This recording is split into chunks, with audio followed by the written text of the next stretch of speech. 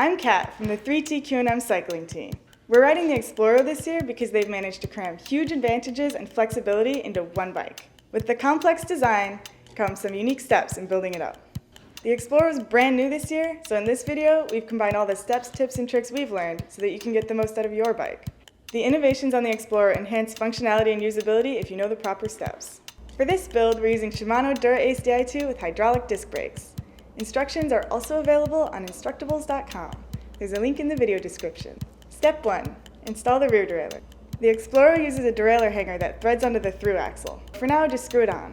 Step 2. Install the front derailleur. If you're running 2x, install the front derailleur hanger that comes in the spare parts envelope. Keep the bolt loose for now because we'll crank it on once the cranks are on. Get it? No? Okay. Step 3. Route the rear brake line. Route the hose through the down tube, over the bottom bracket, and through the chainstay. Hot tip. Go over the bottom bracket instead of under. Poke a sharpened spoke into the stop, place it in the center of the hose, and guide it on through. Hot tip. Put some rubber tubing on the rear brake line. Step 4. Battery and junction box. Put your Di2 battery in some pipe insulation to keep it from bouncing around and to keep you from being that Fred with the rattling bike. Hot tip. Tie a string around the battery for easy retrieval. Push the battery into the top tube from the top of the head tube. Step 5. String the rear derailleur wire.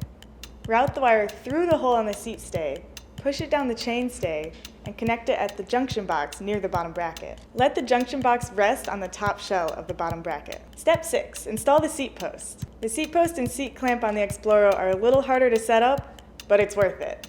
The seat clamp is a triple wedge design, and it can be over-loosened, causing the top wedge to push through your frame. Don't do that. Once it's loose, it's loose. You can't make it looser. You can destroy your frame. Generously lather your post with carbon paste and slide the clamp assembly into the frame. Hot tip. Use a narrow hex wrench as a rail to guide the clamp into place in the frame. Slide the seat post in and tighten to torque spec. Step 7. Install the fork. Press the crown race onto the fork. Install the upper and lower cups into the head tube and slide the fork in last. Use the stem to hold the fork in place for now. Hot tip. Slam that stem. Step 8. Install the bottom bracket.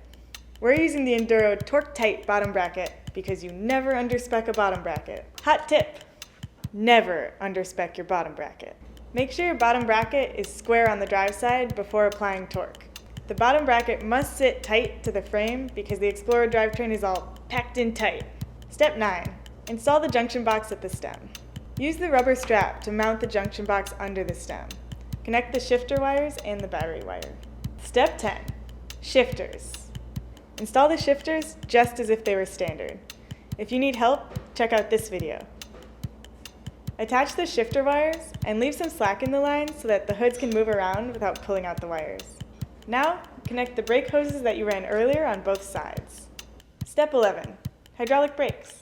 Hydraulic brakes take some time to set up, but they're so worth it. Plenty of other people have done super detailed hydraulic brake videos, so open up a tab and set up your hydraulics. The brakes are the same, your bike is just cooler. Step 12. Seat clamp. The 3T seat clamp is one of those magical design elements. It's a little more complicated to set up, but it eliminates the trial and error of leveling a standard seat clamp. First, select the round or oval rail clamp depending on your saddle rails and loosely install your saddle. There are 2 rings. This allows you to adjust the saddle at precise half-degree intervals by rotating the rings independently. Hot tip. Use math. Never guess again. Use a level to find out how many degrees you need, rotate the rings accordingly, and never adjust your saddle again. Hot tip. Swipe left on your iPhone compass for a digital level.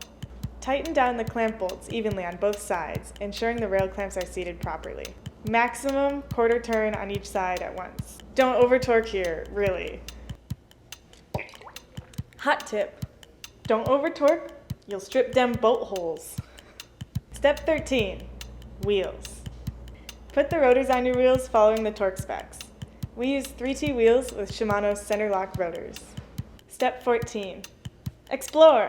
You're ready to ride anywhere your legs and lungs can take you on any surface, except marzipan.